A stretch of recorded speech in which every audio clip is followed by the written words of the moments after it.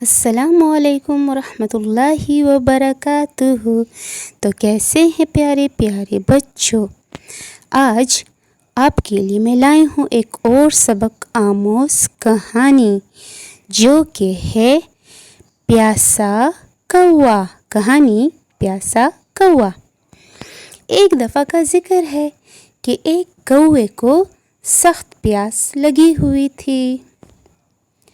وہ پانی کی تلاش میں ادھر ادھر مارا پھرتا رہا، مگر اسے پانی کہیں نظر نہ آیا۔ آخر کار وہ تھک کر ایک درخت پر بیٹھ گیا۔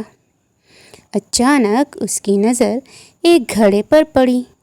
وہ فوراً اڑ کر اس پر آ بیٹھا۔